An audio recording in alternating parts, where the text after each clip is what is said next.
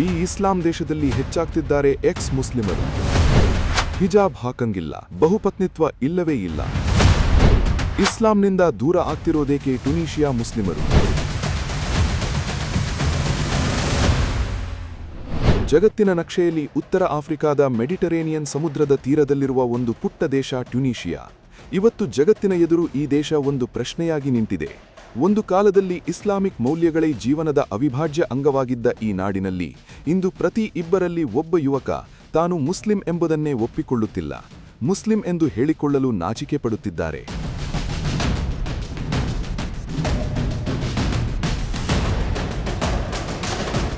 ನೂರಕ್ಕೆ 99ರಷ್ಟು ಮುಸ್ಲಿಮರಿರುವ ಈ ದೇಶ ತನ್ನ ಸಂವಿಧಾನದಿಂದಲೇ ಇಸ್ಲಾಂನ ಹೆಸರನ್ನು ತೆಗೆದುಹಾಕಿದೆ. ಮಸೀದಿಗಳು ಸರ್ಕಾರದ ಹತೋಟಿಗೆ ಬಂದಿವೆ. ಬಹುಪತ್ನಿತ್ವ ಇಲ್ಲಿ ಕಾನೂನು ಬಾಹಿರ ಮತ್ತು ಸ್ತ್ರೀ ಪುರುಷ ಸಮಾನತೆಗೆ ಇಲ್ಲಿ ಸಿಕ್ಕಿರುವಷ್ಟು ಆದ್ಯತೆ ಇಡೀ ಅರಬ್ ಜಗತ್ತಿನಲ್ಲಿ ಬೇರೆಲ್ಲೂ ಇಲ್ಲ. ಈ ಬದಲಾವಣೆ ಹೇಗೆ ಸಾಧ್ಯವಾಯಿತು? ಇದು ಬರೀ ಧರ್ಮದ ತಿರಸ್ಕಾರವೋ, ಇದರ ಹಿಂದೆ ಬೇರೆಯದ್ದೇ ಕಾರಣ ಇದೆಯಾ?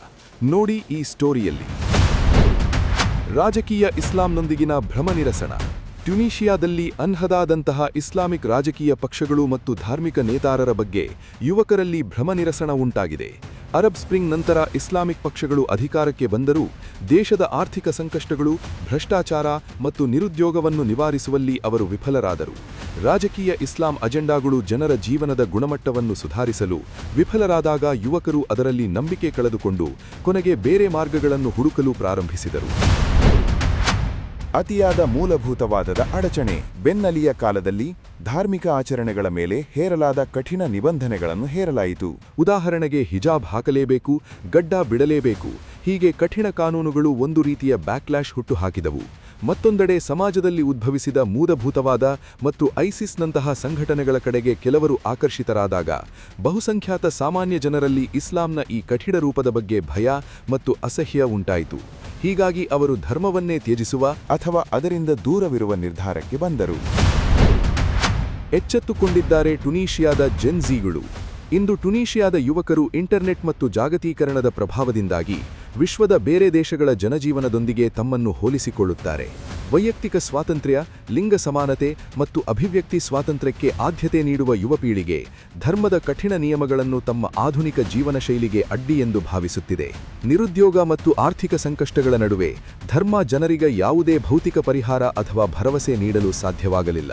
ಇದರಿಂದಾಗಿ ದೈವಿಕ ಆಚರಣೆಗಳಿಗಿಂತ ತಮ್ಮ ಬದುಕು, ವೃತ್ತಿ ಮತ್ತು ಪ್ರಗತಿಯೇ ಮುಖ್ಯ ಎಂದು ಯುವಕರು ನಂಬಲು ಪ್ರಾರಂಭಿಸಿದ್ದಾರೆ.